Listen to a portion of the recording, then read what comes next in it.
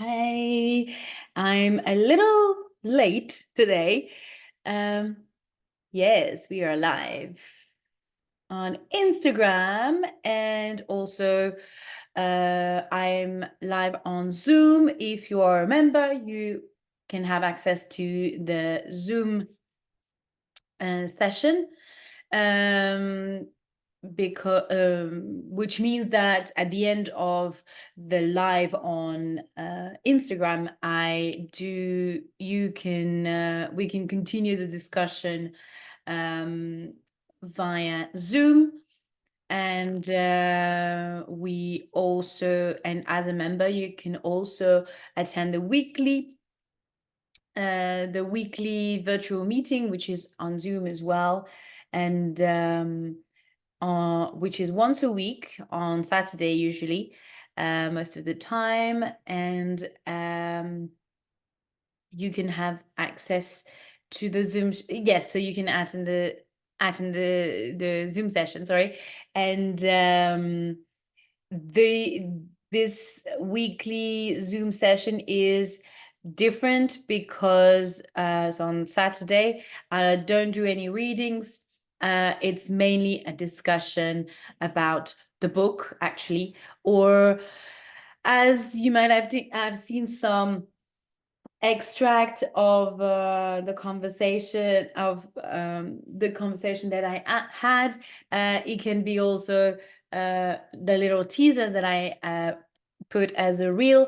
It can also be a conversation where related to books or English learning. So it's a way to practice your English more than it's much more speaking, more conversation live here than during the week, when it's me mainly who is talking and reading mainly, uh, and uh, it's only at the end that we can sort of exchange, really. So there is less chatting, but it's just for me a way to allow you to have this possibility to join me as well live during the week. If you don't have the opportunity to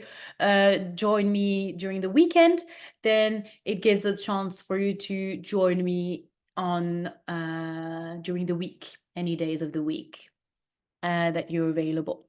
So yes, plenty of choice, plenty of opportunities to meet me during the week and to chat about books and improve your English at the same time. So now that this little introduction has been done, I'm going to start doing the recap of chapter 1 to chapter 1 to 7. Because yesterday we started part 3. So in this book, there are 5 parts. 5 parts. And actually, the last part, the 5th part, is only going to be 3 chapters compared to, unlike the other parts where there were 3 chapters each. Well, this one, there's going to be, for the last one, there are only going to be 2 chapters, and yeah, and there is the epilogue at the end. Yeah. Anyway, so we have started chapter 7. We started part 3, sorry, yesterday. So part 1 is about 3 characters, 3 women: Amma, Yaz, and Dominic. Yaz is Amma's daughter, and Dominic is Amma's friend. Part 2 is, I'm not going to go into much details because otherwise it's gonna be I'm gonna spend most of this live doing the recap, so I have to be very brief. But of course, you have access to the chapters and you can listen to the reading these chapters, and you can yeah, so that you have the recap. But yeah, and now I can't do the recap for all of them. Anyway, so part 1 is about those 3 women. Part 2, it's about 3 women again: Carol, Bummy, and Letitia. Carol is Bummy's daughter, and Letitia is Carol's school friend, old school friend. They used to be friends at school, but as they grew up, they started, they lived different lives, and Carol is not really, so Carol and Letitia are not friends really anymore. But anyway, so that's it. And all these women have a Black background, so that can be Black African background, sorry, or Caribbean background. So, or they can be mixed race as well. So it's all about race and a lot of topic about gender, identity, and what else? There's so many topics: relationships, assault, abuse. Yeah.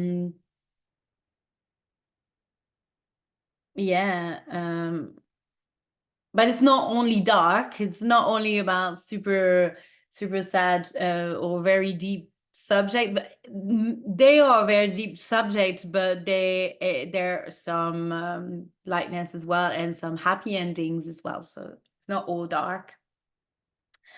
And part 3 that we've started yesterday is about Shirley. So Shirley used to be, oh no, yeah, she is still. Shirley is Emma's school friend, and she is a teacher. So you will see how I don't really see, I haven't seen here how these women are related to these ones. So women, hi Kitty, welcome. I'm a little bit late today, but I'm glad that you're here today. How are you? I hope you have a good connection today. Hopefully. Good, good. I'm glad. Great. Oh, I wanted to ask you something. So there is a last minute change. I'm good. I'm very good today. I'm very well, thank you. So there is a last minute change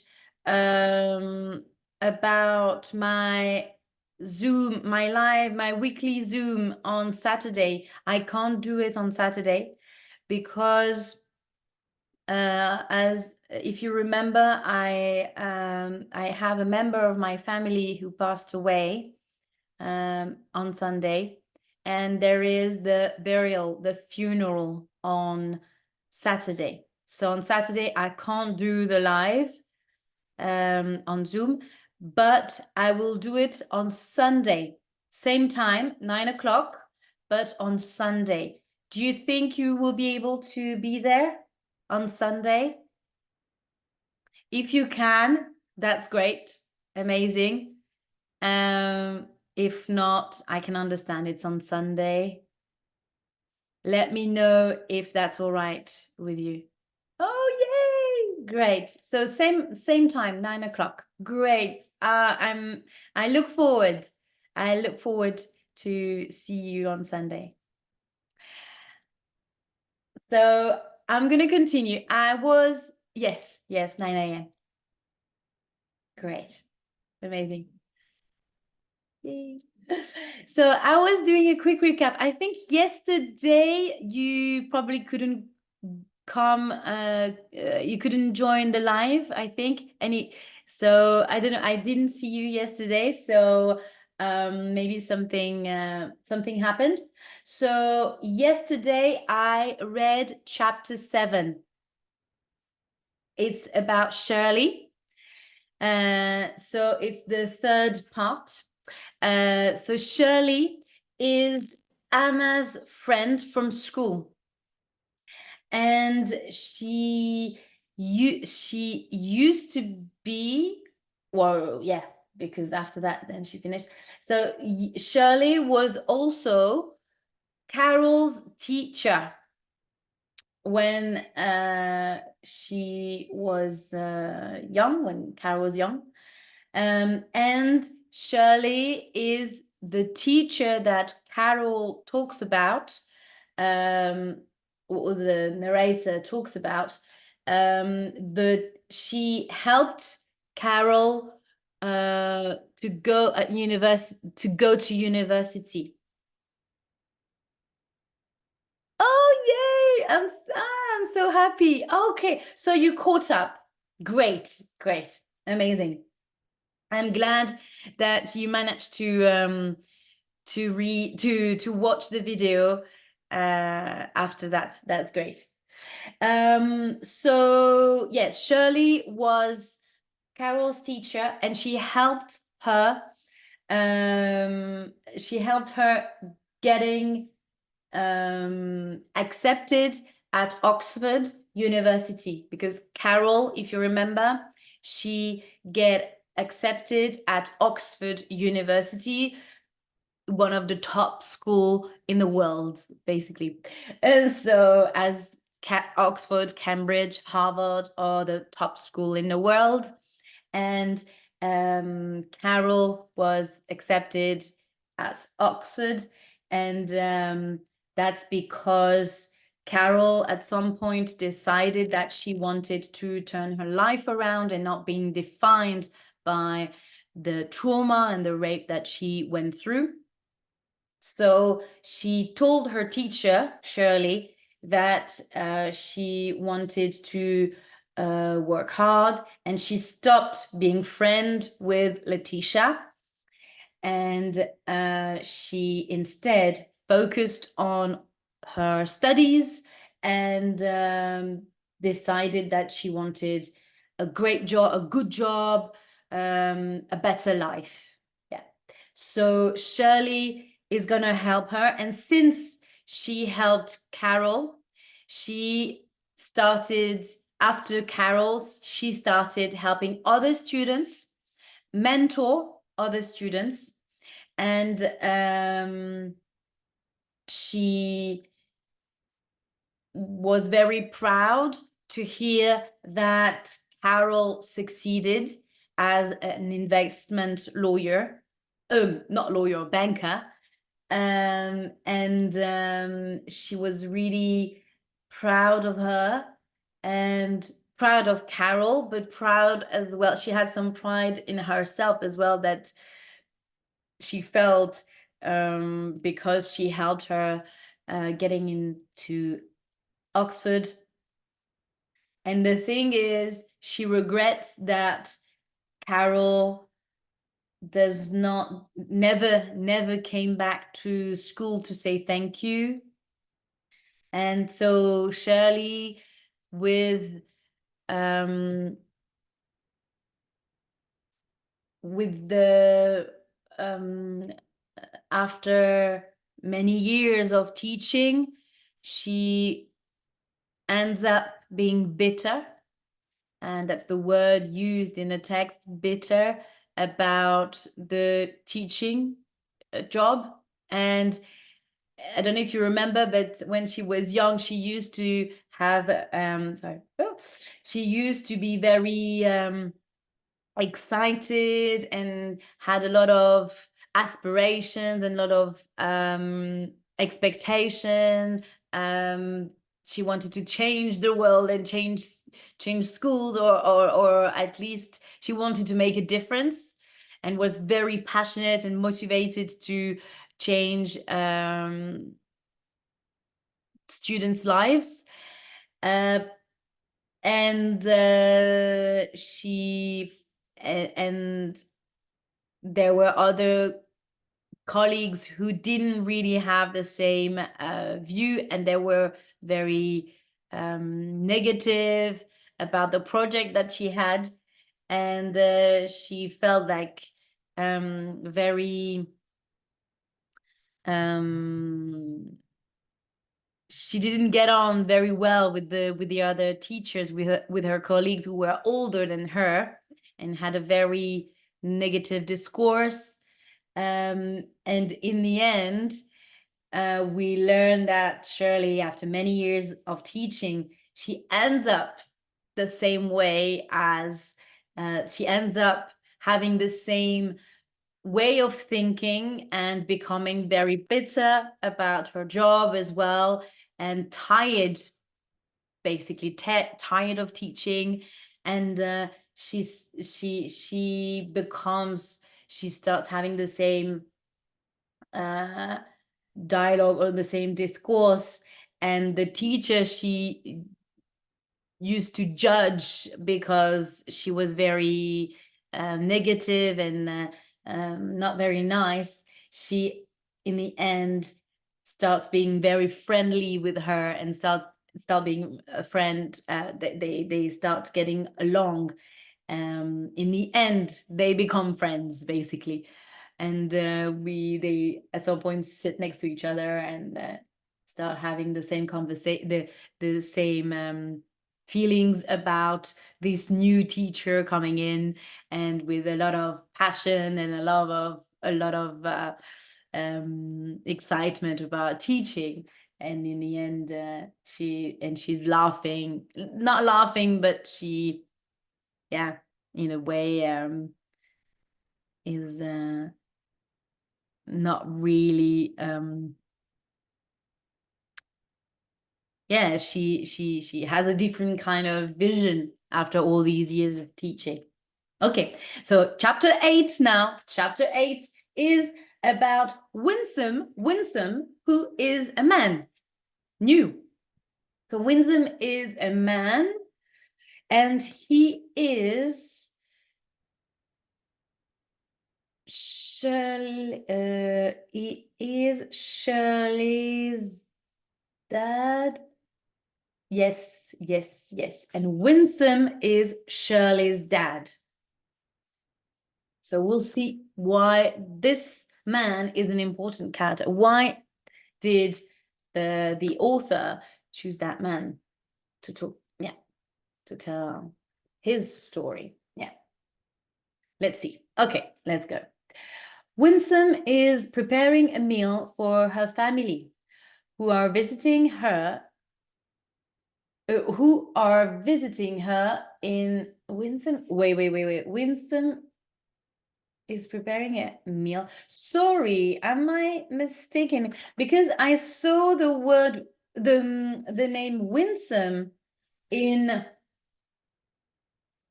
Oh, Winsome is the mom. Sorry. Yesterday, I made a mistake in my live. I thought that it was Shirley's dad. Winsome was Shirley's dad, but actually it's Shirley's mother.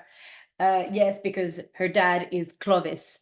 So Winsome. Okay, so it's a woman. It's still a woman. Oh my God. I'm sorry. I'm sorry. I don't know what I was thinking. Okay. So Winsome is Shirley's mom. Winsome is preparing a meal for her family, who are visiting her in Barbados for the summer. Winsome likes having her family around and their friends. Shirley has invited Amma to visit twice now, which Winsome has enjoyed. She has always liked Amma. When Amma first came out as a lesbian, as a teenager, Winsome had worried that she would have a hard life. Then she began to worry that Shirley, as her friend, would become a lesbian and have a hard life too. Then she began to worry that Shirley has, oh, sorry. Then she began to worry that Shirley, as her friend, would become, sorry, I'm reading again the same line, would become a lesbian and have a hard life too. But Winsome had been wrong about that. Amma had not had a hard life, and Shirley had not become a lesbian. Winsome looks at Shirley, who is sitting with a glass of wine, staring at the sea like it is the most beautiful thing she has ever seen. Shirley always behaves like a tourist when she visits. Yeah, so Winsome lives in Barbados. Yeah. Okay. Shirley has always behaves always Shirley always behaves like a tourist when she visits, only wears white and does not help around the house. Winsome does not say anything to her because she does not want her daughter to complain. Shirley likes to complain. When she tells Winsome about her terrible job in that terrible school, Winsome tells her to leave it. But Shirley does not like that. I don't want suggestions, Mom, Shirley will say. I just need you to listen. Shirley likes to complain and she is never happy with what she has. She does not seem to understand that she has excellent health, a well-paying job, a handsome husband, lovely daughters, and a granddaughter, a good house and car, no debts, and a free holiday in Barbados every year. Tough life, sure, Winsome thinks, especially compared to her own working life spent on the open roof of a red London bus. She had no protection from the rain and snow and had to climb the stairs a million times a day with a heavy ticket machine hanging from her neck. She had not deal with customers who called her rude. She had to deal with customers who called her rude names when she would not let them ride the bus for free. Winsome does not complain. She is a grateful person. Grateful means that she knows she is thankful, grateful, thankful.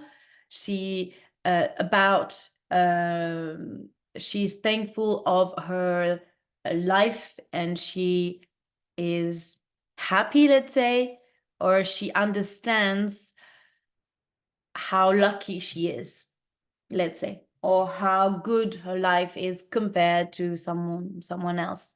So that's grateful. She's grateful that she had Barbados to return home to return home to, instead of staying in England and worrying about the cost of heating in the winter, like her English friends do. Like her English friends do. She is grateful that she and her husband, Clovis, were able to sell their house in London to buy one on the beach in Barbados. She's grateful that she and Clovis will not have to worry about money for the rest of their lives. Winsome looks out onto the beach to see Lennox and Clovis working together to try and fix Clovis's fishing boat. They are both wearing knee-length shorts and t-shirts. Both have strong legs and wide backs and are similar height and shape these days. Winsome still wants him. Winsome still wants him. Lennox, not Clovis. She tells Shirley she is lucky to have such a handsome husband. He's lucky to have me as his wife, Shirley replies. Typical Cheryl.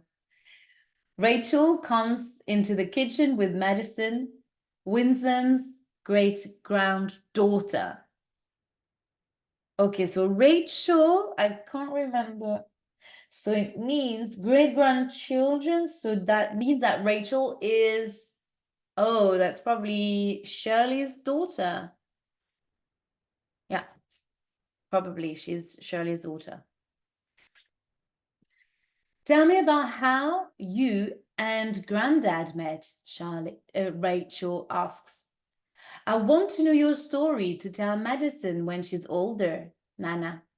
I want to know what it was like when you were younger and first came to England. Winsome had listened to her grandchildren's lives since they could speak. And they have never asked about her. Winsome likes the fact that Rachel is interested enough to want to know who her grandmother was before she became a mother. And so she tells her. I met your grandfather soon after I arrived in England in the 1950s, Rachel. We met at a West Indian meetup at a pub in London. He had already been in England for 2 years. Our fathers had been fishermen in the same village, but we did not meet each other until I came to England. It's hard here, girl, he told me. It's hard. We dated over the winter while I got used to the cold weather and the culture in England. I did not think he was very handsome, but I was grateful for his support in this new country. We married and moved into a small room in a house full of other people. We started to save for our house together. Then Clovis went and had a stupid idea to use our savings and move to the southwest of England.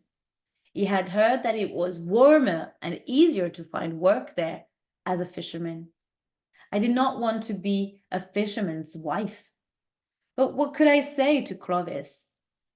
A woman had to obey her husband in those days. Rachel. We took the train to Plymouth, where he looked for jobs along the harbour. He thought that he would get a job easily, but the people in Plymouth were poor. Why should they give work to a stranger, especially one who looked like him? I tried to persuade Clovis to return to London, but he would not listen. He said that he wanted to go to the small islands of the Sicily Isles further south. It's warmer there, he said. There must be lots of work for fishermen. Oh, well, I said, the Sicily Isles is a pretty name. Maybe it's a pretty place. We took buses and trains along the coast, and when we missed those, we walked.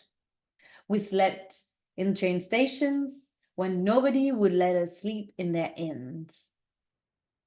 So here we can see the hard life that they had to live with the fact that and the racism that was around and was something very common, where the inn, the hotel, it's an old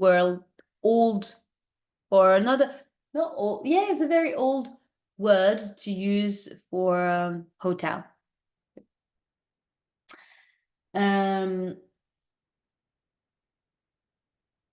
When we arrived, the people were very unkind. Everyone stared at us when we walked down the street. I grabbed Clovis's arm and could feel him shaking. You can't work here, they said when Clovis asked them for work. You can't eat here, they said when we entered a little cafe. You can't drink here, they said when we entered a pub. You can't sleep here because your color will come off on the sheets, said a woman when we asked if we could stay the night.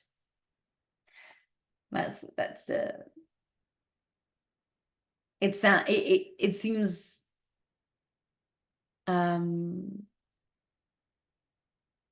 very unrealistic or untrue that someone could say this kind of things or believe that the color of their skin could leave some stain on the bed sheets. but this is what people were believing at the time, and this is what also other people said about Black people, and yeah, it sounds very surreal today, but yeah. But I'm sure there's still some people who kind of think it's, or maybe not. I don't think so, but yeah. Though I don't think that now people believe these kind of things, but yeah, at that time, yeah, surely they did. You can't sleep here because your collar will come off on the sheets, said a woman when we asked if we could stay the night. The only thing you can do is leave and never come back, said the policeman when we went to complain. I wanted to go back to London, but Clovis wanted to give Plymouth one more chance. So we went back to Plymouth, and Clovis did get work carrying heavy items from the ships to the warehouses, and from the warehouses to the tracks. While Clovis worked, I stayed at home all day. Sorry. It's after lunch. Oh my God. I have to wake up. And all day I stayed at home, all day and all evening with our 3 children. People in Plymouth were not nice to us. They would shout insults at me when we passed in the street, and I was always served last in any shop I went into, even if I was first in the line. Once I found a dead rat in our doorway. Another time someone painted "Go home" on our front door. I did meet some kind people in Plymouth, like Mrs. Beresford, who gave the boys sweets and cakes. She introduced me to Mrs. Wright and Mrs. Missingham from the local church. They took a child, each protectively by the hand, and walked us to the church. When the children started school, they would come home crying because the other children had called them cruel names and the teachers had punished them for things they did not do. It got so bad one day that I turned to Clovis and said, "You can stay here, but the mother of your children is returning to London with them." I guess so here, just to clarify, this desire to go back to London was motivated by the fact that in London there were a bigger community of Black people that in the country, and then in the rest of the country. Yeah, so when you are when there is a bigger number of people who look like you and who have similar struggle, then you can find a second family and you will feel more, it will be a little bit easier to live there than living in the countryside where people are not very educated or are not used to see people of color much. So that's probably, maybe if you know anything, if you know any another information that could justify this, but I guess this is the main reason. Yeah. Winsome stops talking. So now there is a gap here of events that I'm not sure at which time frame this is. Winsome stops talking as she watches the men walk up the beach under the hot sun. Rachel thanks Winsome for sharing her story. Okay, so it's back to when she's to the present moment. Winsome stops talking as she watches the men walk up the beach under the hot sun. Rachel thanks Winsome for sharing her story. Nana, you were a trailblazer. A trailblazer is uh, very interesting expression, very nice expression to say, meaning that you're someone that was ahead of her time, or who's going to start new trends. A trailblazer, doing something, yeah, showing the others that's possible. Anyway, I'm so sorry, but I cannot stop yawning. I had a busy morning, and I don't know. It's tough when you wake up early in the morning. It's a bit difficult. Sorry, I'm gonna try to wake me up. I should have taken a strong tea to help me stay awake. Okay. Nana, you were a trailblazer. We were just two people who went foreign, Rachel. Nothing trailblazing about that, says Winsome. Well, I think you're amazing. Now I'm going to sit with Mum back home. I worry about her a lot. She gets so stressed from her job. Don't you worry about our Cheryl? Winsome tells her. Um,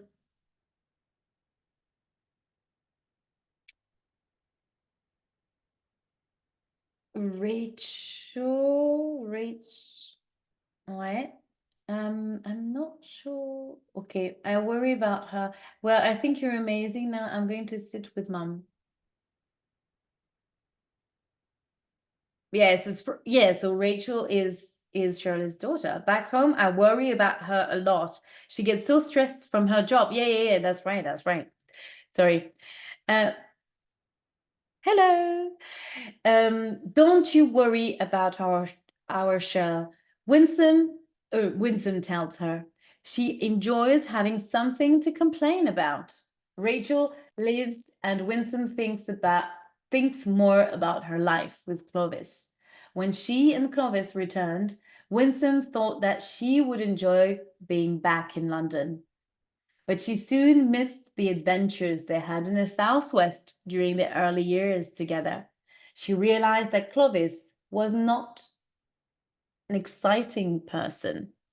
When Shirley brought Lennox home for the first time, Winsome found herself feeling something she had never felt with Clovis. She was sexually attracted to Lennox. Okay. She wanted to run her hands all over his body. Lucky Shirley. She started spending more time with Shirley and Lennox. She would offer to take care of Rachel and Karen more than she needed to, because Lennox would drive her home afterwards. And when he did, he would sometimes put his hand on her knee when he spoke to her, and his goodbye kisses seemed to last for a little too long. Okay? Or was she imagining it? No, she was not. When he came to her house one afternoon and kissed her the way Clovis never did, Winsome did not stop him. My God. That woke me up for sure. All right, so if you understood well, we have here Winsome having not an affair, I can't say, but having feelings or having a relationship with Lennox, her daughter's husband. Okay. Winsome did not stop him. She let Lennox undress her and take her into her bedroom. They kissed and touched each other until the alarm in the kitchen went off, and she had to leave to pick Karen and Rachel up from the nursery school. That night, Winsome could not sleep, but then she decided she was nearly 15 and deserved Lennox. They started a relationship that continued in secret for over a year. On weekends, they took Rachel and Karen to the beach to give Shirley a break. And while the children slept, they used the big double bed. Lennox had sexual needs. Winsome decided. Lennox had sexual needs, Winsome decided. It was better that she helped him than he left her daughter for another woman. Oh, I see your face. Yeah, wow. That's tough. It was better. It was better. So Winsome thought better that she helped him um, than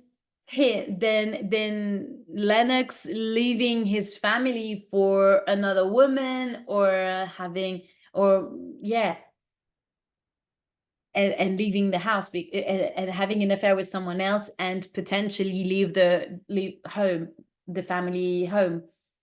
Then he left her daughter for another woman. Yeah. Then one day Lennox stopped it. He did not give her an explanation. He just simply stopped. Winsome did not hate him for it, but she wanted him more because of it. Even now, many years later, she still feels attracted to Lennox when she watches him on the beach.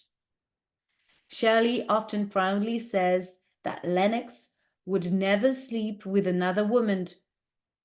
Shirley often proudly says that Lennox would never sleep with another woman behind her back.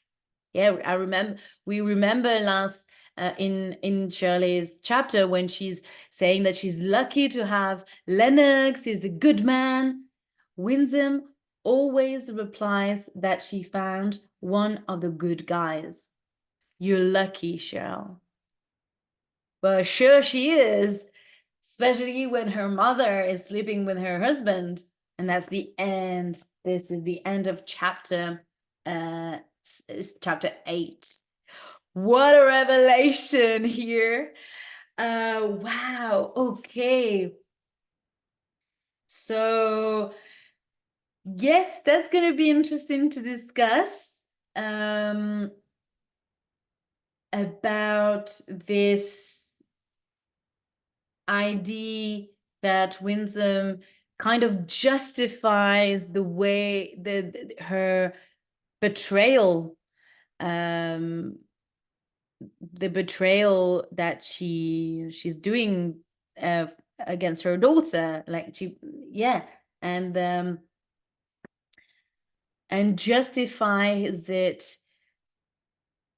by just saying that, oh, it's better if he's sleeping with me than another woman. So you sure that this way he's not going to leave the house, and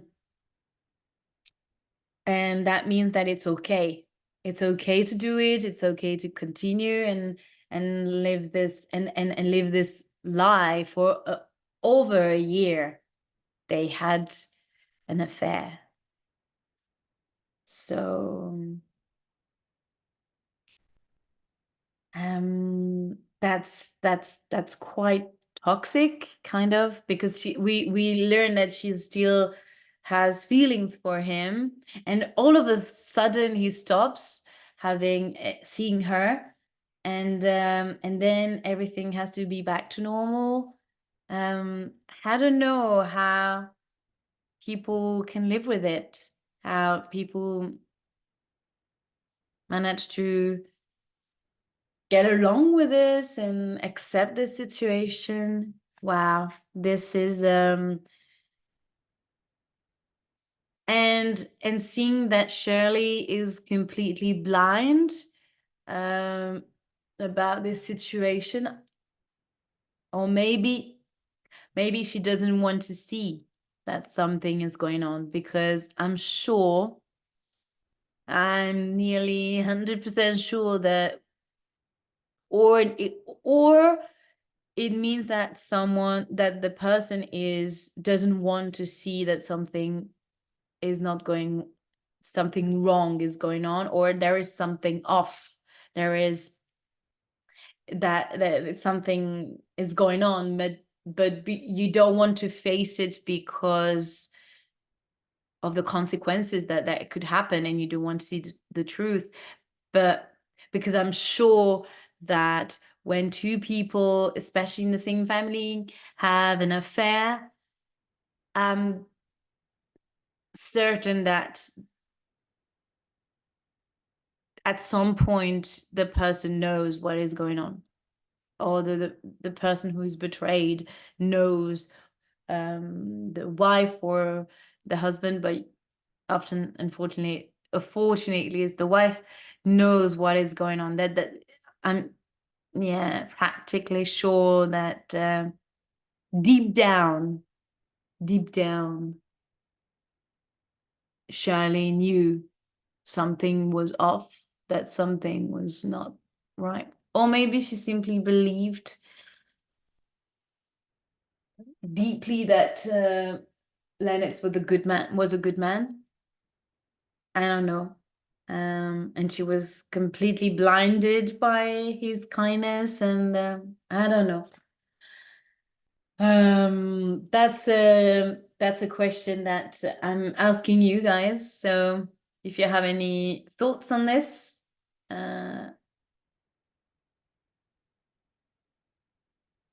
fruitful thoughts to think about.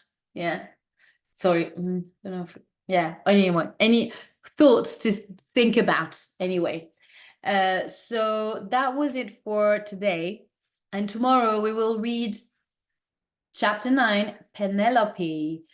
Penelope who is she again? There's so many characters. That's no, this is not Shirley's daughter. And from the first lines of the chapter, I don't know. Well, we'll see. We'll see tomorrow who Penelope is.